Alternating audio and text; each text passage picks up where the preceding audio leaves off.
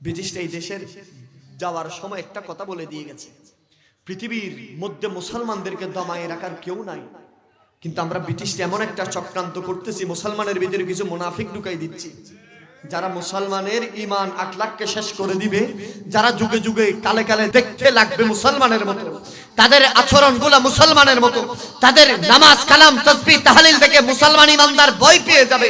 এই কোন আল্লাহর আবেদ মনে হয়, কিন্তু আমার নবী তার 1000 বছর আগে বলেছেন ইসলাম তাদের গলার নিচে নামবে না। ঠিক কিনা বলেন?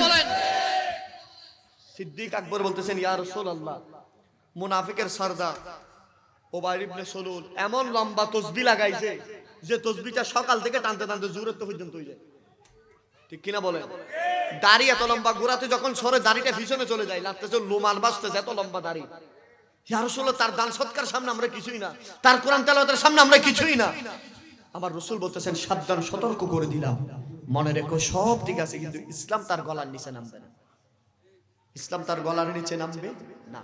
আমি আপনাদেরকে হাটহাজারির এই জমিনে আমি একদম মাইকের আওয়াজ যত দূর যায়, মিডিয়ার ভাইরা আছে, পুরো দুনিয়া ব্যাপী মানুষ দেখছে, আজকের এই দিন পর্যন্ত ইসলামের সব চাইতে বেশি ক্ষতি কখনো হিন্দু করে নাই, খ্রিস্টান করে নাই, ইহুদি করে নাই, জুকমা চাকমা অন্য কোন ধর্মের মানুষ করে নাই, যতটা ক্ষতি মুসলমান সেজে মুনাফিকরা করছে।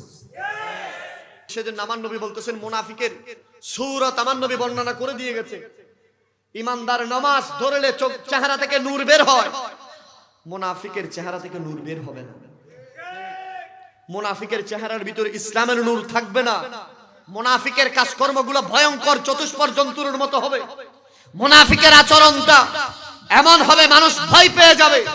মুনাফিকের ইবাদত দেখলে মনে হবে ফেরেশতা মনে হয়, কিন্তু ওই সুদের কাতারের মধ্যে 1 নম্বরে থাকবে, জুলুমের মধ্যে 1 নম্বরে থাকবে। ঠিক কিনা বলেন? আজ সে মুনাফিকের আমাদের সমাজ রন্ধ্রে রন্ধ্রে ভরে গেছে।